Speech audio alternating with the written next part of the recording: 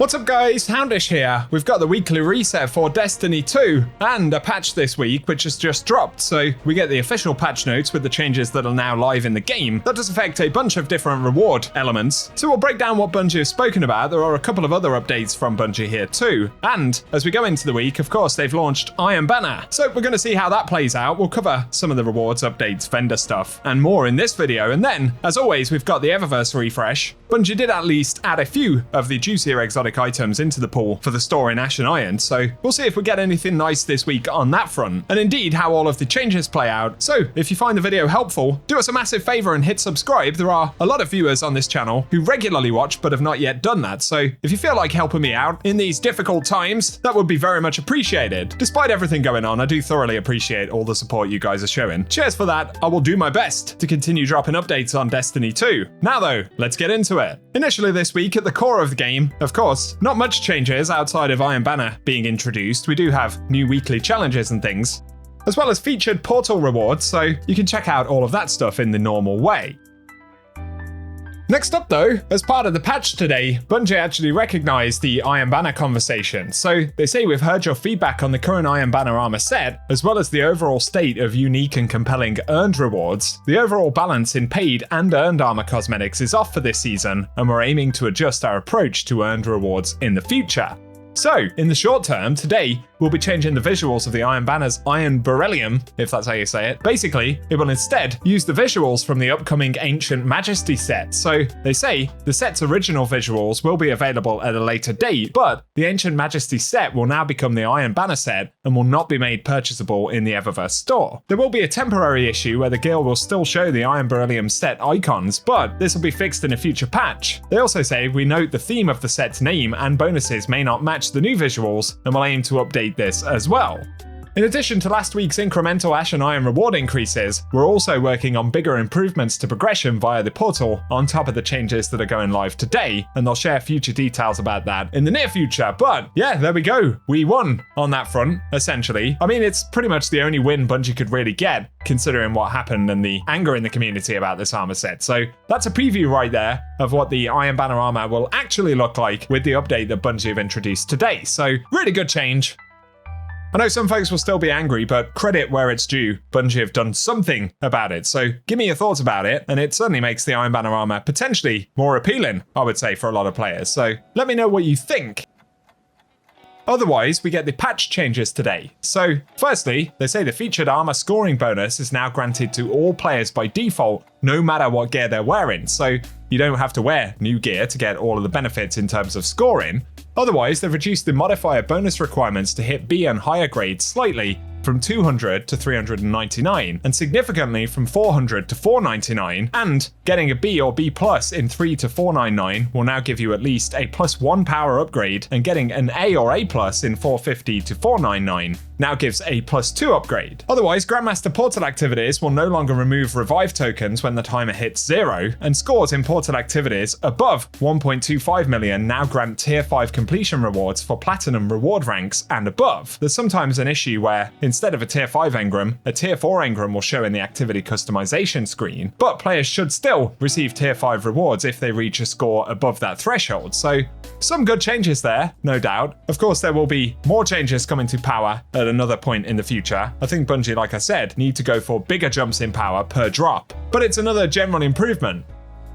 Otherwise, they've added back the mid-activity chests to Whisper, Starcrossed, and Encore Pinnacle Ops, and also removed Oscillation, Grappler, Hypercritical, and Match Game modifiers from being selected in the match-made versions of Portal activities. Otherwise, there are some more minor kind of bug fixes for some Portal activities in the patch notes, but onto impactful stuff. For the Spirit of the Cytorachne, they say Woven Mail duration is increased to 10 seconds from 6, and that's to revert a previous change, so that's also good. Then on Gambler's Dodge in PvP, they've reduced the melee energy gain at 100 melee stat from 80% to 50, and dodging near an enemy player still doubles this amount. Then on Tempest Strike, they fixed an issue where it would activate inconsistently with Combination Blow. But very finally, they've increased the effect of the Armorer Ghost mods on the drop chance of their related armor archetype. So previously it was 25% boost to the chance to get a certain archetype, now it's 33%. And they say due to the nature of random chance, it may take significantly more than 3 drops for the effect to become noticeable, and they've carefully verified that these mods are successfully modifying archetype drop rate. So those are the important patch changes from today. Of course, there are also changes that increase the reward count for a bunch of activities in the game, so worth paying attention to those, and let me know your experiences with these changes now that they're live after reset. Now though, as we get into the game, Iron Banner is front and center. They didn't update the background, by the way. I did comment on whether Bungie might update the background, but it's still Ash and Iron themed. The event for Iron Banner though, sitting on the front page, as always, does get a reward track. Or not necessarily as always, because this is new for Iron Banner, I suppose, but there's actually, what are they called? Hollow chip thing, a Staglord one, which is kind of cool. There's a finite impactor, nearly called it for Nutrifera, on the front page here as well. Then we got the reroll chips, prisms, a new emblem that we can see right there, a bunch of other sort of materials, and then you get the Nutrifera over here at rank 10, a holofoil version of it. That's a new holofoil skin that this one gets. It's got threat remover and swashbuckler on it. How many ranks do we actually get? A total of 15, and there's a new skinned ribbon tail, I suppose, here on the last rank as well, which has got proximity power and surrounded. So Iron Banner's going to work in the same way as the other events. You can go to the Play Now tab to jump into either Eruption or Control, which is interesting. There's also an objective to speak to Saladin in the tower to pick up the quest. And of course, the update to the armor, as Bungie described it. They did say about these thumbnails for them, mismatching the upgraded appearance that we can see on these, but all of that stuff available from post-match rewards, the engrams. There's also the title with objectives to guild and earn and things like that. So kind of what we expect from events these days. Let us know if you're jumping into Iron Banner for the weapons or armor now that it's been updated. That's certainly nice to see. So let me know if you'll be diving in the comment section. And otherwise, let's slide over to the Eververse store.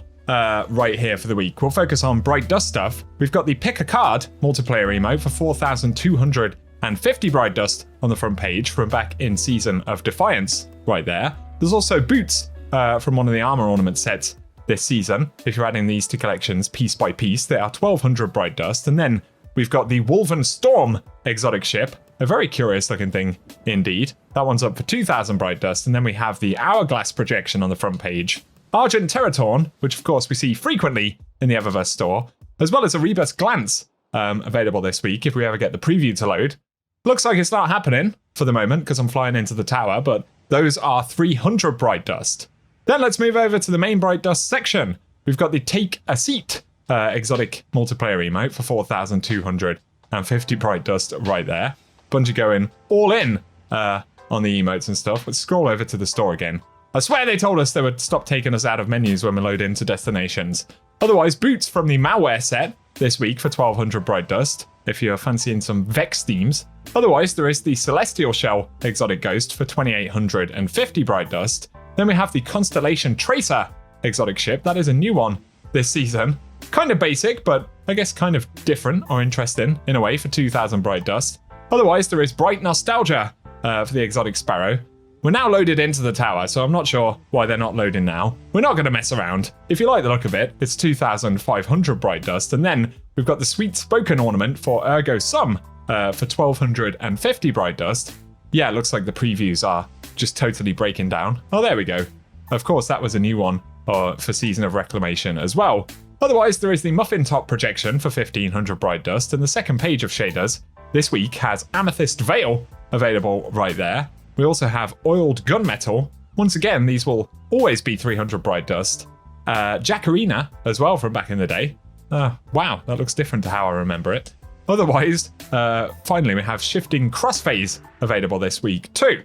Then we've got Cabal Entrance, Vitreous Entrance, and the Phosphine Stimulus available for 450 Bright Dust there as well. So let us know if you'll be jumping in, grabbing anything from the store, or indeed heading into Iron Banner this week. Why don't we say a quick hello to Banshee, see if there's anything groundbreaking in the inventory worth knowing about. We got Amit AR2, Luna Latter 4B, of course, all not irrelevant, but less relevant, should we say. Oh, this Abyssal Edge does have redirection, as well as Relentless Strikes. Redirection gives it pretty big damage boost, so if you missed out on it back in the day, maybe worth grabbing that one. Lastly, down here in the annex, let's say hi to Shader1 and see what she's got for us this week in the game. We do have, wow, the armor set from Season of Defiance right here, which was kind of a different vibe. I guess it was Techian armor, which some players may actually want to grab. So worth knowing about those. You can convert them to ornaments and all that good stuff if you want to use the cosmetic side of it. Otherwise, for shaders, we've got Golden Empire up this week, which is actually quite nice. These are 10,000 Glimmer. Otherwise, Flowers of Io is available. And finally, War Cult Rain if you're after any older faction shaders. For the moment, guys, that sums up the video. So if you found it helpful, a rating very much helps me out on the channel. Be sure as well to get subscribed. Let me know your thoughts on Iron Banner, and of course the fact that Bungie have changed the cosmetics for the armor pieces. Certainly nice to see. A small win in a sea of controversies, I suppose, in the end, but nonetheless, it is what it is, and they've said they'll continue to update us. How bad is my Postmaster right now? Oh, a little bit bad. They even have some tier 5 things knocking around in here. Lucky me, eh? So, there we go. Cheers for watching, and I hope you have an awesome day.